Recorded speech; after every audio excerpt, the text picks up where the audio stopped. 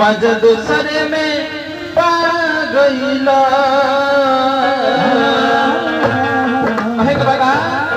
परिस्थिति से पर जवानी राजू मजा दूसरे में पा गईला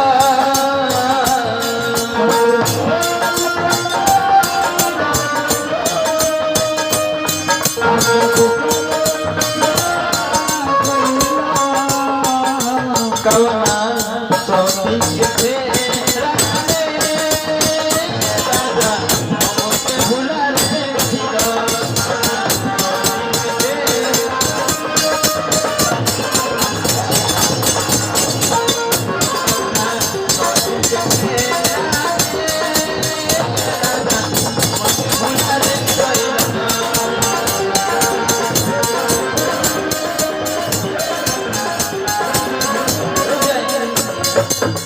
एगो दादा जी की तरफ से बहुत तक पुरस्कार आई। हालांकि ये पैसा नो अरे वो बात छापा दिया लोग के जावे लो छाका पट्टी हाय हाय हाय हाय हाय माता जी की तरफ से बहुत तक पुरस्कार आई। वो जानते क्या कर लो वो खुदा हाथ मंगाई लो हां हां वो कहिए जिस मेहरबान ने मुझे दिया 10 रुपया नाजुक नाजुक दिल से शुक्रिया आदा करती तीन लाख में खाता ना दिलो कहे बगा परिस्थिति पर जवानी राजू मजा दूसरे में पा गईला कवना सोनी के राजा हमके भुला रे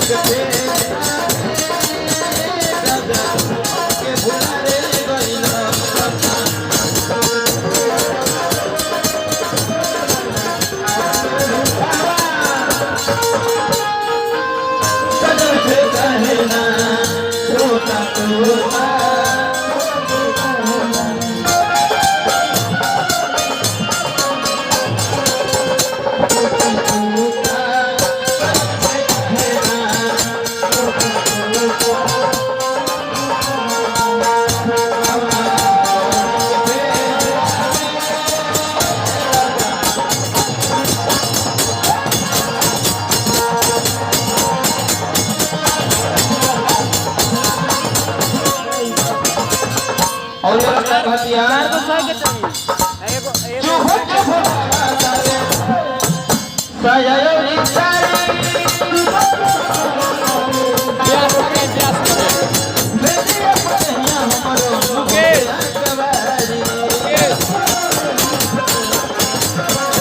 और ये हथियार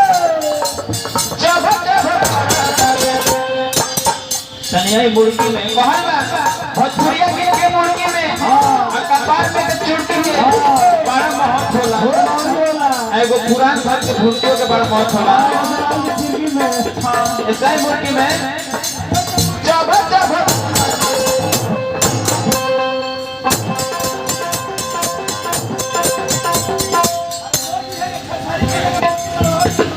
हां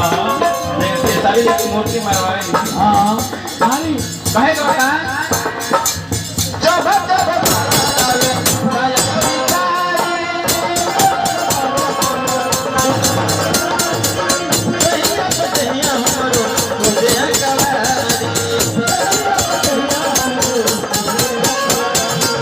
और ये तगतिया धोखे माथवा बहावा के कितना किरिया कसम खइला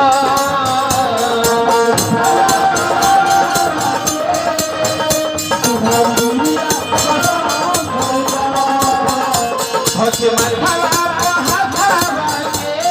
कितना किरिया कसम खइला कवना सोनी के फेरा राजा हमके भुला रे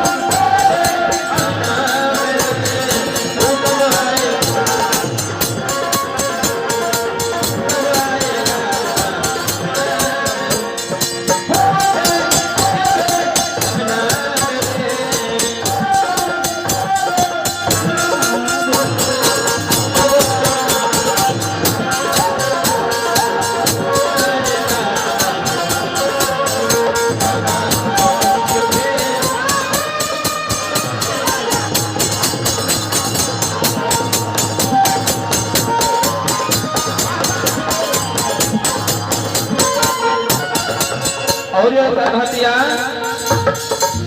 याद तोहरा वेला सा हाला ना जुदाई खबर खुदा रे बैले देखिया सुकाई याद तोहरा वेला सा हाला ना जुदाई खबर खुदा रे बैले देखिया सुकाई और कहतिया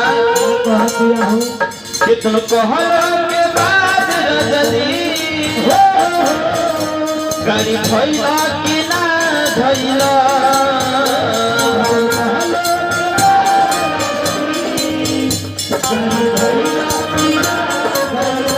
कितन कहलो के बाद रजनी गाड़ी भइला कि ना धइला कौना कौन के